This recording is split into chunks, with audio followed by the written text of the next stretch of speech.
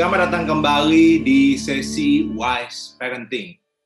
Perkenalkan, saya Willy dan ini istri saya, Yeni. Kami sudah menikah selama 15 tahun, punya 2 anak perempuan, yang besar naik SMP 3, yang kecil naik SD kelas 6. Saya adalah seorang konselor keluarga dan penulis, sementara Yeni memilih untuk jadi full-time mom. Ya, puji Tuhan ya. Saat ini kami berdua juga pelayanan di Ministry Marriage and Relationships, JPCC, sebagai fasilitator PT Class. Nah, topik Wise Parenting kali ini mengenai integritas seksual yang perlu kita tanamkan pada diri anak-anak kita. Anak-anak bertumbuh tahap demi tahap sesuai dengan fase perkembangannya, baik itu kematangan fisik maupun kematangan mental dan cara berpikir. Kita bisa menggunakan setiap fase tersebut untuk mengajarkan pengetahuan dan menanamkan perspektif yang benar mengenai isu-isu yang penting bagi masa depan mereka kelak. Integritas seksual adalah salah satu dari isu yang penting tersebut. Untuk fase anak-anak di sekolah dasar, pada prinsipnya peran kita sebagai orang tua adalah memberikan informasi yang benar mengenai how things work. Di fase SD, ia bicara soal cara kerja tubuh secara biologis. Jadi, dulu saat TK, anak-anak tahu mengenai bagian-bagian tubuh mereka yang jelas terlihat. Mereka belajar bagian-bagian tubuh luar. Mereka tahu ada laki-laki yang seperti papanya itu laki-laki, dan ada perempuan yang seperti mamanya itu perempuan. Itu semua adalah bagian tubuh yang terlihat seperti apa adanya. Nah, kalau di SD, maka goalnya adalah anak-anak belajar mengenai cara kerja tubuh supaya mereka mengerti bagaimana mekanisme tubuh mereka bekerja. Supaya mereka tahu fungsi dari berbagai organ tubuh mereka. Dan yang gak kalah pentingnya, tentu adalah memberitahukan kepada anak-anak bahwa fungsi dan cara kerja tubuh seperti itu memang diberikan oleh Tuhan, sehingga kita harus menggunakannya sesuai dengan yang Tuhan tentukan. Jadi, percakapan-percakapan kita dengan anak di fase SD soal seksualitas akan berkisar pada topik-topik tersebut. Ya, ini ngomong percakapan-percakapan kan ya, karena memang bentuknya adalah percakapan kalau ngajarin anak gitu kan. Jadi kami akan share beberapa momen-momen percakapan kami dengan anak-anak kami. Tapi sebelumnya yang perlu juga kami katakan adalah bahwa ingatlah bahwa kita ini orang tua ya, tujuannya menanamkan soal integritas seksual itu bukan semata-mata mau menutup mereka dari berbagai pengaruh luar atau relasi mereka sehari-hari. Ya karena ya I think it's pointless juga. Ya karena zaman sekarang pengaruh luar itu bisa masuk dari mana aja kan. Relasi dengan orang juga bisa terjadi dari mana aja. Jadi bahkan di sekolah aja kita nggak bisa atur kan mereka teman sekelasnya seperti apa. Jadi kita perlu melindungi anak kita betul, tapi tujuan utamanya adalah supaya mereka punya respect, punya rasa hormat terhadap diri mereka sendiri dan orang lain. Sehingga kemudian mereka mampu untuk menciptakan boundary mereka sendiri, jadi batasan mereka sendiri yang sehat dalam membina hubungan. Karena nanti di sepanjang hidup mereka, kan mereka pasti berelasi dengan banyak sekali orang ya untuk macam-macam kebutuhan. Orang itu juga macam-macam bentuknya. Nah, merekalah yang nanti harus mampu mengatur jarak terhadap setiap orang yang mereka temui. Di dalam 1 Korintus 15 ayat 33 kan juga ditulis bahwa pergaulan yang buruk merusakkan kebiasaan yang baik. Jadi, mereka sendirilah yang nanti harus bisa membedakan dan memilih pergaulan mereka sendiri. Jadi ini yang tujuan yang kami selalu ingat, bahwa kami ngajarin ini bukan semata-mata mau membatasi, tapi supaya nanti mereka mampu mengatur sendiri pergaulan mereka. Nah, pada waktu kami ngobrol dengan anak-anak soal seks di masa mereka SD, walaupun mereka masih SD, pertemanan mereka itu masih kita pantau seluruhnya. Namun di kepala kami tujuan itu terus ada. Nanti mereka harus buat sendiri boundaries bagi mereka sendiri. Sebenarnya Willy sih yang lebih banyak ngobrol langsung dengan anak-anak mengenai seks, terutama pada waktu mereka sudah pra-remaja, sudah kelas 5 atau 6 SD. Jadi nanti biar dia yang share kira-kira percakapannya seperti apa sih. Tapi dari yang saya perhatikan itu, mungkin ada beberapa hal yang bisa saya share. Yang pertama adalah timing itu penting, tapi biasanya nggak bisa di-schedule. Setahu saya Willy itu kalau ngobrol tentang isu-isu yang agak sensitif, misalnya tentang seks, biasanya itu menyangkut dengan hal lain yang cukup familiar dengan anak. Misalnya mau ngobrol soal couple relationship, maka dia akan lakukan sesaat atau di hari yang sama waktu kami sedang menonton film dengan anak. Jadi dia bisa hubungkan antara apa yang dilihat anak-anak dengan apa yang hendak dibicarakan. Jadi perlu dicari ya timing yang tepat. Tapi bukan yang dalam bentuk terjadwal. Misalnya, nanti malam saya mau ngobrol sama Aileen tentang pacaran. Nggak seperti itu. Yang kedua adalah mengenai tone atau cara kita ngomong pada saat kita ngobrol dengan anak juga perlu diperhatikan. Misalnya waktu mengajarkan anak di kelas 1 sampai 3 SD mengenai private part. Kan topiknya memang masih mengenai private part. Sekalian mereka sedang belajar cara mandi yang benar. Jadi waktu saya melatih anak-anak mandi, sekalian saya kasih tahu mana bagian yang private part. Maka waktu saya ngomong, saya akan berbicara dengan tone yang biasa aja. Vagina kamu adalah private part ya, artinya kamu harus jaga. Setiap hari mandi harus diperhatikan kebersihannya. Kamu tidak boleh tunjukkan kepada orang lain. Kalau ada yang mau melihat atau menyentuh, jangan takut untuk bilang tidak, karena itu kan private part kamu.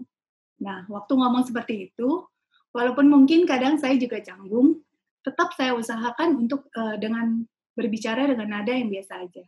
Supaya nanti kalau anak mau ngomong mengenai hal itu, dia tidak akan merasa canggung, terlebih lagi merasa takut.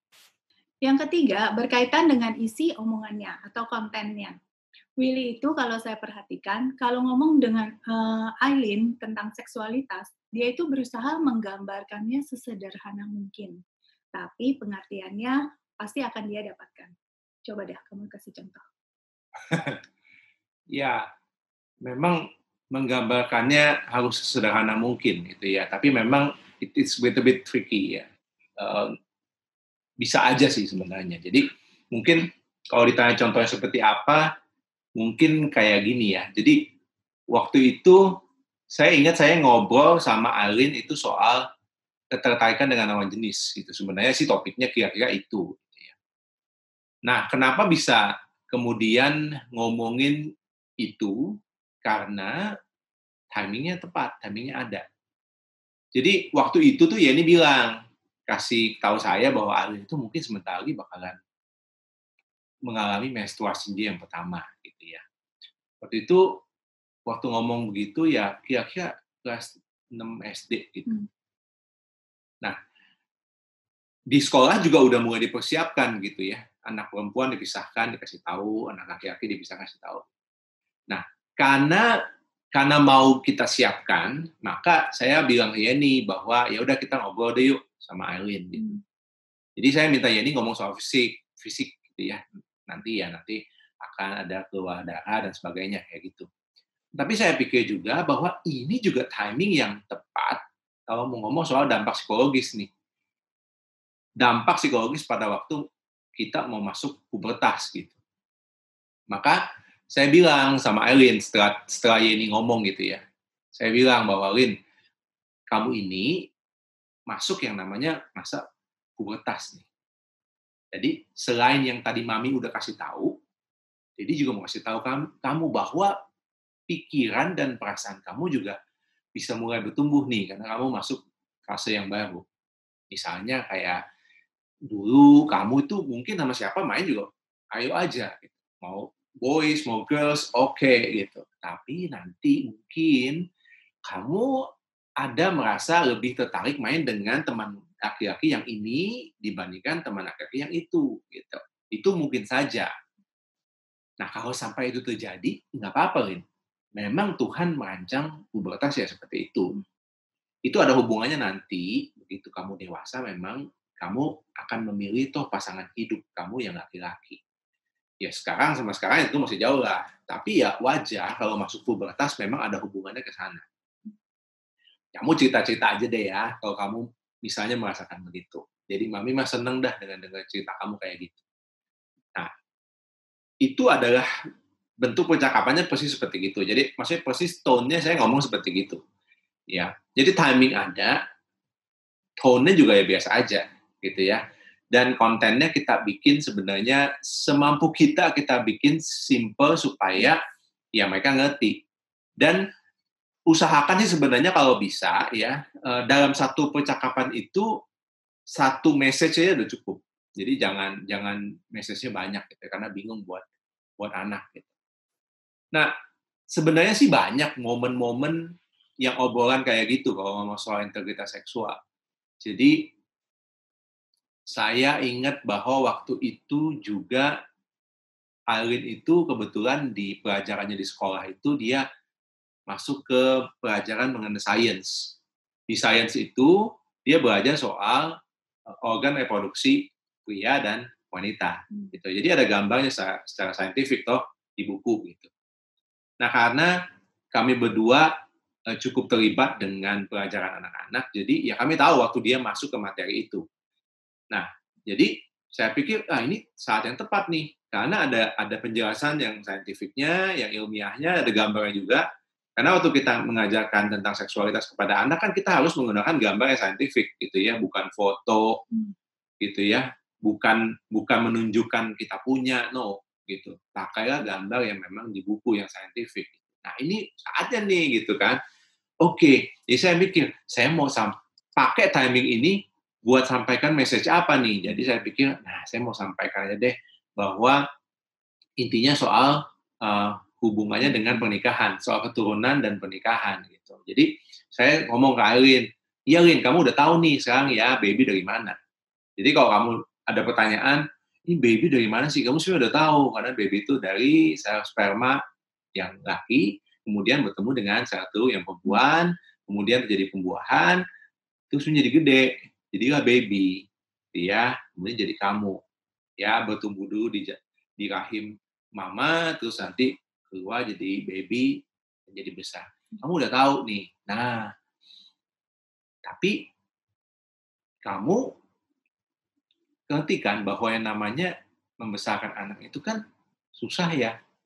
Makanya Tuhan tuh menciptakan, merancang yang namanya keluarga untuk laki-laki dan perempuan ya sama-sama membesarkan anak ya yang dari mereka sendiri gitu. Kenapa? Ya karena memang sulit gitu, nggak gampang. Nah, artinya kan kalau mau punya anak berdua dari sel sperma dan sel telur mereka punya anak, maka harus dipastikan dong ya mereka itu sampai seterusnya akan tetap kompak. Ya kan? Akan tetap kompak. Jadi mereka harus sama-sama, jangan nanti udah punya anak atau yang satu ngilang. Kan kesian yang satu lagi susah gitu. Nah, gimana caranya untuk memastikan bahwa itu berdua laki-laki dan perempuan itu tetap kompak gitu. Ya makanya mereka harus menikah dulu. Jadi keluarga baru punya anak. Jadi kamu ingat ya. Jadi jangan punya anak sebelum menikah. Karena Tuhan nggak bikin kayak gitu. Ya. Nah, itu bentuk percakapannya kayak gitu. Ya. Aileen tangkep. Dia tangkep. Dia menangkap nih waktu itu. Dia itu kalau nggak salah kelas 5 SD. Dia menangkap sekarang baby itu dari mana? Sperma ketemu satu. Tapi dia nggak tahu aja sperma satu ketemunya gimana gitu kan. Dia belum tahu waktu itu dan it's okay, ya udah, memang dia tahunya di situ aja. Nah, kenapa saya cerita yang percakapan ini? Karena ada percakapan selanjutnya yang saya ingat itu terjadi kira-kira setahun kemudian dari itu, berkaitan dengan ini. Jadi, sebenarnya waktu akhir-akhir SD itu, saya punya pikiran gini, gimana ya caranya supaya Aileen itu, kalau kebetulan lihat adegan kissing gitu ya di film, kita berdua nggak was-was gitu. Kalau misalnya orang tua kalau ada adegan kissing, gitu kan ya, was-was gitu kita. Gimana caranya gitu ya? Atau misalnya kalau dengar kata seks gitu, atau having sex di film, itu supaya gini, saya perlu memastikan bahwa dia cukup ngerti sehingga dia nggak penasaran, tapi juga tentu tidak berlebihan yang harus sesuai dengan usianya gitu kan. Nah, tentu kalau soal film kita sangat memperhatikan namanya rating, betul. Tapi kan kalau zaman sekarang kayak tadi itu kan susah gitu mencegah. Kadang-kadang ya biar gimana lolos aja gitu ya. Nah, karena konsepnya di awal juga kan kita nggak mungkin menutup semuanya. Jadi yang penting kan saya mesti ngerti, saya mesti tahu ajarin dia gimana ngolahnya, apa yang dia tangkep gitu kan. Nah, tapi gimana yang ngomongnya gitu, itu pikiran kayak gitu yang kuat. Nah, kemudian saya dapat timingnya. Jadi waktu itu saya ingat malam menjelang tidur. Jadi saya itu memang setiap malam itu selalu sebelum tidur itu masuk ke kamar anak-anak satu-satu ya. Terus saya ngobrol ya, sebisanya aja kok ngobrol, nggak harus gimana. Nah, waktu ada malam itu, waktu saya masuk ke kamar, duduk di ranjangnya Alin, terus ngobrol, Alin ada cerita soal memang kebetulan yang hari ini film yang dia nonton. Saya nggak gitu ingat tentu filmnya apa. Tapi ya, dengan kepribadiannya Alin, saya ingat waktu itu dia cerita, wah akhirnya itu Princess sama Prince ketemu, wah kissing gitu kan ya. Oke, pas dia ngomong gitu saya langsung oke, berarti kan adegan itu masuk ke kepala dia gitu ya, got her attention gitu. Oke, now kayaknya waktu yang tepat nih, gitu ya. Jadi dapat timing, oke. Saya mesti ngomong something gitu ya supaya dia tahu bagaimana mulai itu. Ini kebetulan nih karena selama ini saya pikir begitu saya ada kesempatannya. Nah, saya mulai dengan begini. Saya tanya dia, kamu pernah dengar kata romance nggak? Ya. Saya kan nggak tahu ya di kepalanya dia tahu nggak gitu. Dia bilang, ya, oke, romance itu kan intinya pria tertarik dengan wanita, wanita tertarik dengan pria gitu dia bilang. Ya, oke. Saya menemukan, ya kurang lebih begitu artinya ya. Jadi saya nggak mau jelasin lagi ya. Oke, get the idea gitu. Nah, kamu kan tahun lalu kita pernah ngobrol soal pernikahan gitu, bahwa jangan kalau jangan punya anak kalau belum mau menikah gitu. Kamu ingat kan? Ingat. Oke, oke. Nah, kamu tahu nggak bedanya romance sama marriage? Nah, jadi kadang-kadang kita tuh waktu ngobrol sama anak itu memang nggak cuma kita ngomong terus gitu kan. Kadang-kadang mesti nanya, anak itu juga nggak tahu di kepala dia itu di mana mulainya gitu. Kita cuma nggak mau mulai di titik yang salah gitu kan ya. Itu kita tanya. Jadi kita tanya, waktu saya tanya begitu, dia jawab, iya, kinda. Ya, kalau dia jawab begitu berarti kan sebenarnya dia sudah mulai ada olah informasi itu, tapi dia belum benar-benar get it gitu, nangkep gitu. Oke, berarti saya mesti lengkapin gitu. Nah, oke. Jadi, tahu nggak Lin bedanya? Ada beda sebenarnya romance sama marriage. Kalau kelihatannya sama, dua-duanya kamu lihat kan ada laki-laki perempuan, mereka saling suka. Ya kan? Tapi kalau romance memang udah segitu aja. Kalau marriage itu udah suka, and then mereka janji di hadapan Tuhan untuk terus bersama ya membangun keluarga. Itu menikah, Lin. Jadi bedanya di situ. Ada janji dan ada komitmen gitu ya. Seterusnya di hadapan Tuhan. Nah, oke, katanya. Nah, kemudian saya tanya lagi gitu kan. Nah, Lin, kamu tahu nggak kalau kamu dengar kata seks itu ya atau having sex di film itu kamu tahu nggak maksudnya apa? Not really katanya. Oke, oke. Itu saya ingat kan percakapan yang dulu saya balik lagi ke situ. Lin, kamu ingat nggak waktu kalau nggak salah tahun lalu kita sempat ngobrol kan, kamu kan udah belajar tuh kalau baby dapetnya kalau punya anak kan ketemu sperma sama satu gitu, kamu ingat. Nah, kamu tahu juga. Nah, sekarang kamu tahu nggak, itu ketemunya gimana sperma sama satu? Waktu saya tanya gitu, ya, Angin ngomong gini, now that you mention it, you know, I've been wondering all this time. Oh, oke. Turns out begitu toh, ya kan? Dalam hati saya pikir, oke, itu untung ada kesempatan untuk ngobrol. Oke, dia bilang, gimana sih maksudnya caranya? Oke, let me tell you. Caranya adalah penis dari laki-laki, ya kan satunya akan keluar spermanya akan keluar dari situ. Maka penis itu akan masuk ke dalam lubang vagina. What? Seriously? Mukanya langsung gitu kan. Ya, reaksi setiap anak bisa beda loh. Jadi kita perlu memberikan respon ya tergantung reaksinya sebenarnya. Nah, kan reaksi what? Oke. Nah, oke. Saya menggunakan reaksi itu, iya, karena Tuhan memang bikinnya begitu. You know, kalau kamu reaksinya begitu, ya benar, kamu merasa aneh gitu ya. That's why it's so private. Itu yang namanya sexual activity. Oke, itu namanya sexual activity melibatkan private part. You know private part kan? Ya, kalau buat laki-laki penis itu private part, kalau buat perempuan vagina itu private part. Dan you know, jadi sexual activity tentu it's a private thing. Kamu nggak bisa activity sexual itu dilihat orang banyak, yang nggak bisa. Itu personal banget gitu. Kemudian kamu kayak begitu, berarti kamu bayangkan ya, kalau seorang perempuan mengizinkan laki-laki untuk memasukkan penisnya ke vaginanya, berarti kan it's something-nya, dia harus benar-benar special laki-lakinya. Ya kan? Kamu udah benar-benar percaya. Nah, satu-satunya cara apa? Ya harus sudah kamu menikah dong. Ya. Karena udah janji di hadapan Tuhan, sama laki-laki juga udah janji. That's why waktu itu kita ngomong, ya harus menikah dulu. Gitu. Baru punya anak. See, you see the relationship gitu. Jadi saya ngomong gitu ke Aileen. Oh, got it. Nah, so kali ini kamu udah baca nih ya, romance, marriage, sexual activity. You know, kalau kamu lihat ya kissing-kissing itu ya, di film, itu romance, oke? Okay? You know romance. Kalau film mah, pasti lebih banyak kasih lihat romance. Nggak terlalu kasih lihat marriage. Padahal yang Tuhan cari itu sebenarnya marriage, nggak cuma romance. Ya, saya bilang begitu. And then, kalau ngomong ada kamu dengar di film itu having sex, itu kemungkinan besar biasanya mengacu kepada sexual activity. But now you know, it's a private thing, and then itu untuk orang yang sudah menikah. Now you get it, gitu. Ya.